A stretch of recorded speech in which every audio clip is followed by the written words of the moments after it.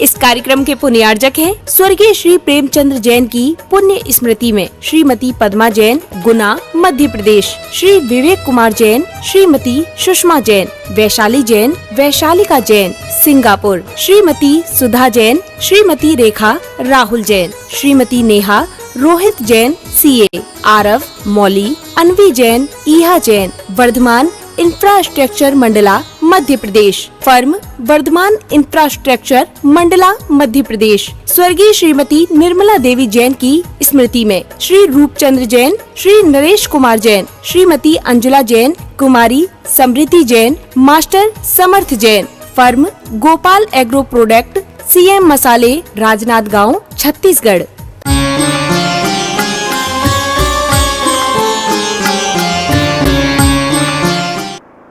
मुझे स्वयं पता नहीं था कि कहाँ दीक्षा दिवस मनाए, लेकिन चूँकि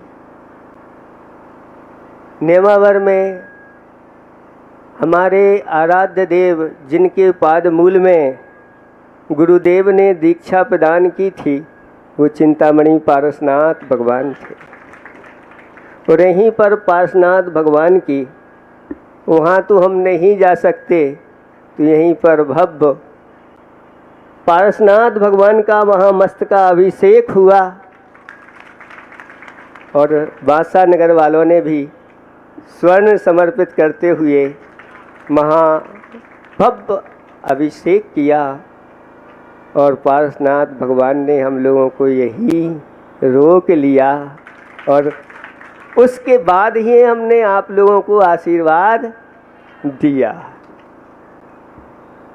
मंच पर भी ये लोग कह रहे थे देव हम भी विचार करते हैं, और दोपहर में जैसे ही कमेटी वाले आए और मुख से निकल गया, अब कोई श्रीफल चढ़ाने की ज़रूरत नहीं है, बड़े आपके बैठे हुए मूल लायक है।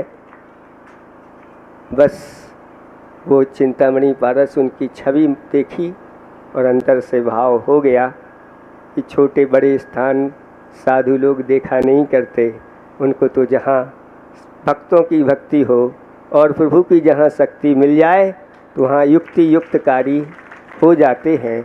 और इन्होंने भी और उदारता के साथ ऐसे महासिद्ध चक्र का, ऐसी भीषण गर्मी में, एक आध लोग तो रहते हैं समाज में कहने वाले हैं कि महाराज ऐसी गर्मी में है क्या करवा रहे हो, बोलो गर्मी लग रही है आप लोगों को। यहाँ तक कि आप लोग यहाँ पर रात्रि में आनंद मना रहे थे, और आप लोगों को पता है, देवता लोग सब जानते हैं कि मुनिराज को तकलीफ है, तुम लोग यहाँ आनंद मना रहे हैं।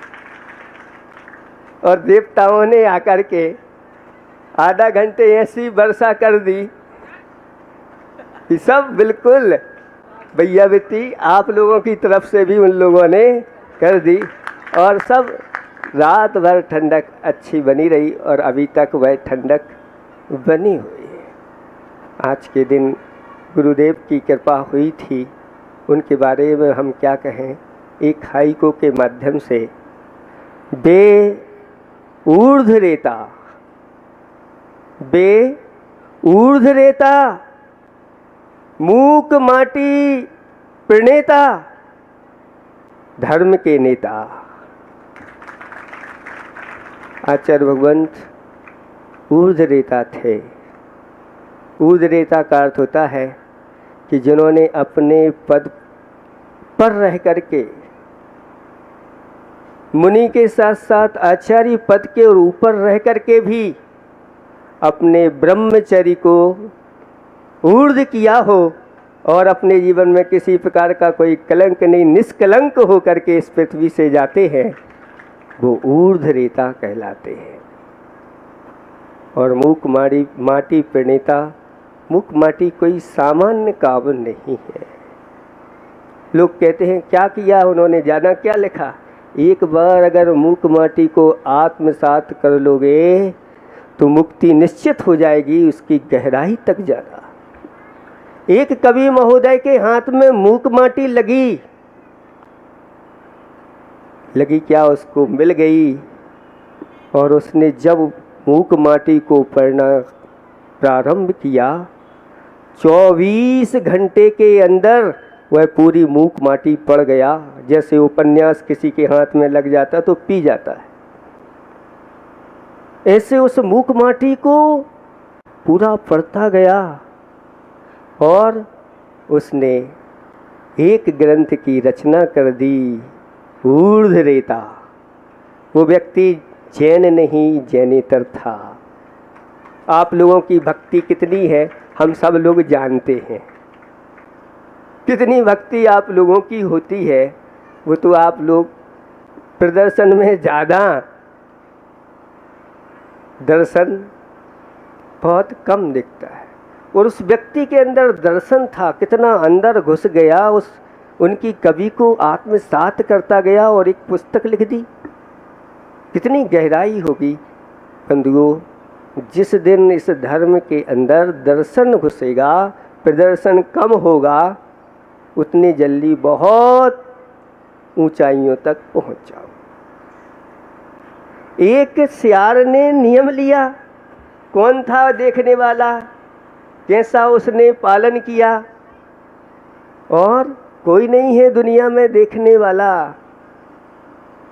चारों प्रकार के अन्न जल का त्याग करने वाला वह मर गया, वहीं पर कुएं पर पड़ा हुआ है, लेकिन धर्म की रक्षा करते हुए मरण को प्राप्त हुआ और अगले ही भाव में सिद्धत्व को प्राप्त कर लिया। ये है जैन धर्म। ऐसे उन गुरुदेव के द्वारा हम लोगों के लिए क्या नहीं दिया गया। रत्नत्रय के साथ साथ उन्होंने हम लोगों के लिए ऐसे महान ग्रंथ, धबला, जय धबला, बड़े बड़े ग्रंथों का समय सार, प्रवचन सार, समय सार आदि आदि ग्रंथों का अच्छी तरह से आलूरण कराया और गुरु के मुख से वो पंक्तियाँ निरंतर निकलती रहती थी। प्रतिदिन हम लोग सुनते थे, भिक्कम चरवस रन्ने थोवम जे में ही माँ बहु जंप, दुखम सहजे निद्दा मैत्ती भावेण सुट्ठुभे रक्कम। पर गुरुओं के द्वारा जो उपकार किया जाता है, वह उपकार अगर गुरु के अनुसार किया जाए, चर्या का पालन किया जाए, तो वह संसार परिभ्रमण के लिए समाप्त करने के कारण हो जाता है। आज का प्रसंग वही है कि गुरुदेव ने 23 भाइयों को ये दिगंबर दीक्षा प्रदान की थी, और एक आज के दिन एक ऐसा साधन दिया था जो असंख्यात गुणी पाप कर्म निर्जरा के लिए कारण है और पुण्य संचय के लिए एक साधन है। एक दिगंबर दीक्षा है। अगर दिगंबर दीक्षा जिसके द्वारा ली जाती है, अगर वह 6वें 7वें गुरुस्थान में अगर रहता है तो निरंतर पाप कर्म की उसकी निर्जरा होती रहती है और पुण्य का संचय होता रहता है। ऐसा आज के दिन आचार्य महाराज के द्वारा परम उपकार किया था, जो उपकार किसी के द्वारा नहीं किया जाता। और वह गुरु भी कैसे थे? वह गुरु भी सामान्य नहीं थे, जो बहुत बड़े अध्यात्मनिष्ठ थे, कठोर चर्या के पालन करने वाले थे, महान महान तपों को जिनने तपा है, और जो ख्याति पूजा लाभ से पूर्णता दूर रहती थी और भैया कीर्ति में बड़े निपुण थे। तो ऐसे विशेषणों को तो हम नहीं बता सकते, संक्षेप में ही सब कुछ अपन को करना है। तो ऐसे गुरुदेव के दिए आज वह गुरुदेव के द्वारा आज दीक्षा प्रदान उन शिष्यों को की गई थी। आचार्य महाराज के बारे में कैसी कैसी बातें सुनने मिलती हैं कि आचार्य महाराज कैसे लोगों को धर्म मार्ग में लगाते हैं। उन्होंने धर्म की प्रभावना इस दुनिया में किस तरह की, तो आचार्य महाराज का जब 2017 में 50वां दीक्षा दिवस संयम स्वर्ण दिवस मनाया जा रहा था, तो नगरों नगरों में इस तरह की चर्चाएं थी। तब एक पत्रकार ने जाके अन्य संघ में जाके किसी साधु से पूछा, आचार्य महाराज का संयम स्वर्ण दिवस मनाया जा रहा है, इस अवसर पर आज आप क्या कहेंगे?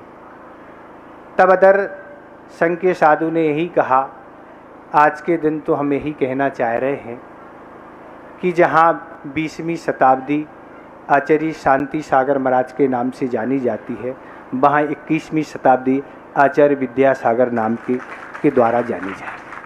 तो अपन आज देख रहे हैं, आचार्य महाराज से मुख से हमने स्वयं सुना कि जब मैं राजस्थान से बुंदेलखंड आए तो बुंदेलखंड भी दूसरी हवा में बह रहा था।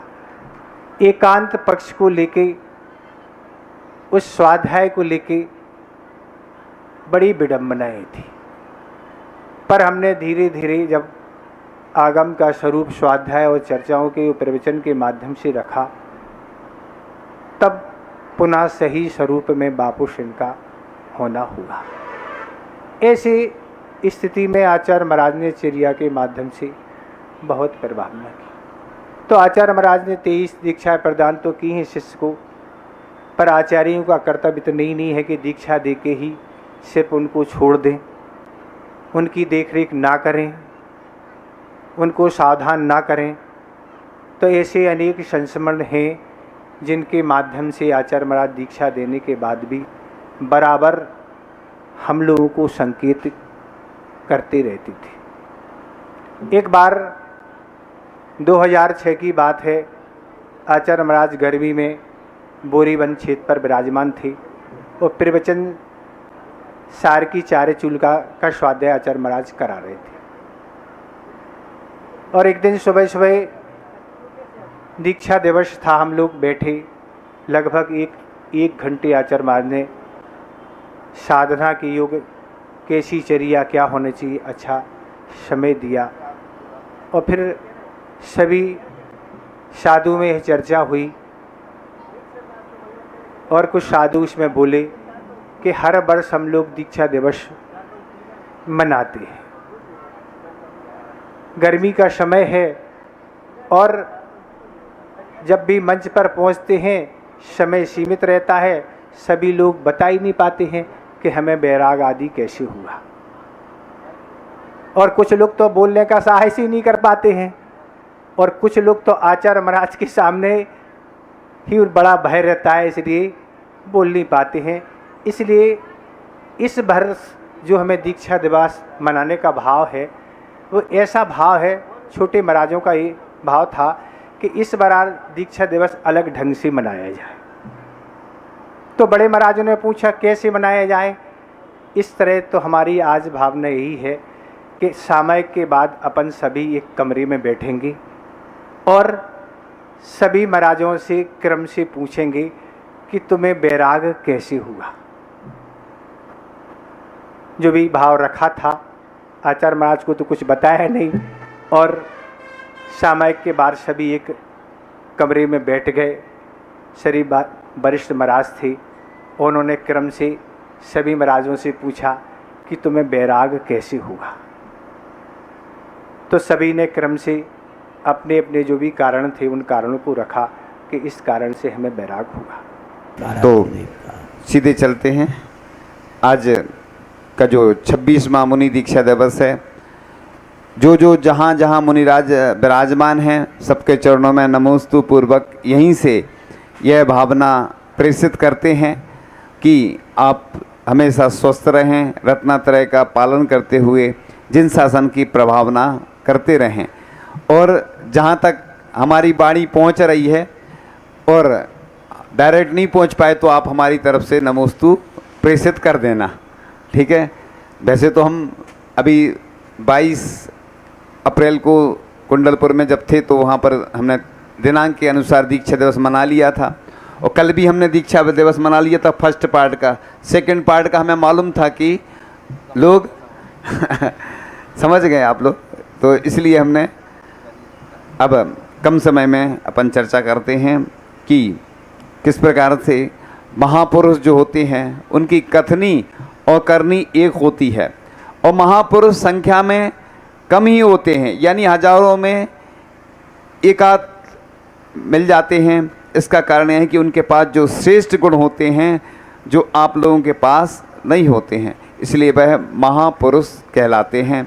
ऐसे हमारे आचार्य भगवान जो कि हमारे बीच में नहीं हैं, लेकिन सहज भाव से जिनने आकर मेरी सृष्टि संवारी है, कुछ ना लेकर दिया बहुत ही, शिष्य सभी आभारी हैं। मांग रहा था दर दर मैं तो, मिला नहीं वो ज्ञान कहीं, बिन मांगे दे दिया सभी कुछ, चाहत की दरकार नहीं। ऐसे आचार्य भगवान के चरणों में हम ये पंक्तियाँ जो हमने निवेदित की हैं, ऐसे आचार्य भगवान की जो होता है ना, बूढ़ा इंसान धरती का सबसे बड़ा शिक्षालय होता है। ऐसे हमारे आचार्य भगवान, तो जो व्यक्ति कदम दर कदम चलकर चोटी पर पहुंचता है वह उस व्यक्ति से कहीं ज़्यादा सम्मान पाता है जो हेलीकॉप्टर से चोटी पर पहुंचता है। हेलीकॉप्टर से तो कई लोग पहुंच जाते हैं तो उनको उतना सम्मान नहीं मिलता, लेकिन पीछे बंधे हैं हाथ, शर्त है सफ़र, किससे कहें पाँव का कांटा निकाल देना। तो कई बार ठंड का समय है, पैर में कांटा लग गया और बिहार करना है, ज़रूरी है। तो इस प्रकार से वह शिष्य जो गुरु होते हैं वह पारखी होते हैं कि किस शिष्य को हमें किस प्रकार से दीक्षा प्रदान करना है। इसलिए हम शॉर्ट में बताए थे, कर्मदहन के 157 उपवास किए उन्होंने, 64 रिद्धि के 65 उपवास किए, और रोहिणी व्रत के भी 60 आदि हो चुके होंगे, हो गए पूरे, और अष्टांगिका के बहुत सारे हो गए, और आचार्य छत्तीस के भी हो गए। इसी प्रकार से मुनि श्री अनंत सागर जी महाराज ने अभी रमोकार मंत्र के पहले 37 उपवास किए, और धर्म सागर जी ने 24 तीर्थंकर के भी 25 उपवास किए थे, 64 रिद्धि के 65 उपवास, और कर्म दहन के 157 उपवास, और तत्वार सूत के 10 उपवास किए हैं। इस प्रकार से ये पहली बार हमने आपको जानकारी दी है। ये अन्य माध्यम से भले ही आपको जानकारी हो जाए, तो आचार्य भगवान हमेशा कहते हैं कि तू, ये आचार्य ऋषि नहीं कहते हैं, ये हम कह रहे हैं, लेकिन आचार्य ऋषि की भावना के अनुरूप, कि तू अपनी जमी अपना आकाश पैदा कर, तू अपने लिए नया इतिहास पैदा कर, मांगने से खुशी किसी को नहीं मिलती, तू अपने हर कदम पर विश्वास पैदा कर। तो आचार्य भगवान ने हमारे लिए जो मुनि दीक्षा प्रदान की है। हम देखते हैं लोग जन्म दिवस ज़्यादा मनाते हैं, दीक्षा दिवस कम लोग मनाते हैं। ऐसा कारण क्या है इसमें हमें नहीं मालूम।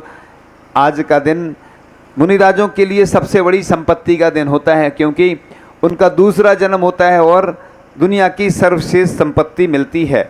लेकिन आम लोग होते हैं वह अपना जन्म दिवस अच्छे से मनाते हैं क्योंकि उनके लिए खास होता है, लेकिन मुनिराजों के लिए यही सबसे बड़ा दिन होता है।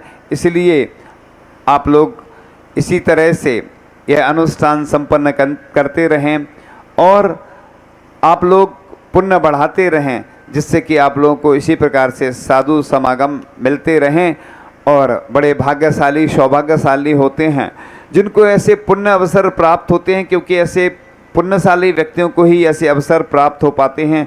बाकी बहुत सारे दुनिया में लोग हैं जो पाप के कार्यों में तो सम्मिलित हो जाते हैं, लेकिन पुण्य के कार्यों में सम्मिलित होने का अवसर पुण्यशाली जीवों को मिलता है। इसलिए क्वांटिटी नहीं देखें, क्वालिटी देखें। क्वांटिटी में भले ही कम लोग हैं, लेकिन क्वालिटी में देखना चाहिए। जहाँ पे क्वालिटी होती वहाँ क्वांटिटी नहीं होती, जहाँ क्वांटिटी होती वहाँ क्वालिटी नहीं होती।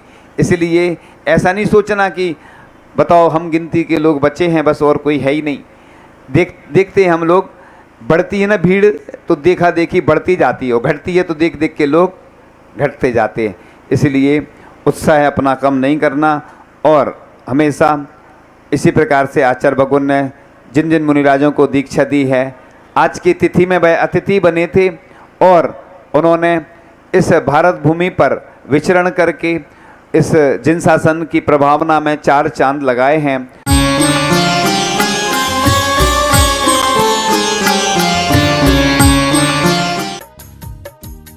कार्यक्रम के पुण्यार्जक थे। स्वर्गीय श्री प्रेमचंद्र जैन की पुण्य स्मृति में श्रीमती पद्मा जैन, गुना, मध्य प्रदेश, श्री विवेक कुमार जैन, श्रीमती सुषमा जैन, वैशाली जैन, वैशालिका जैन, सिंगापुर, श्रीमती सुधा जैन, श्रीमती रेखा, राहुल जैन, श्रीमती नेहा, रोहित जैन, सीए, आरव, मौली, अनवी जैन, ईहा Jain, Varthaman infrastructure Mandla, Madhya Pradesh, firm Varthaman infrastructure Mandla, Madhya Pradesh. स्वर्गीय श्रीमती निर्मला देवी जैन की स्मृति में श्री रूपचंद्र जैन, श्री नरेश कुमार जैन, श्रीमती अंजुला जैन, कुमारी समृद्धि Jain, master Samarth Jain, firm Gopal agro product, CM मसाले, राजनांदगांव, छत्तीसगढ़।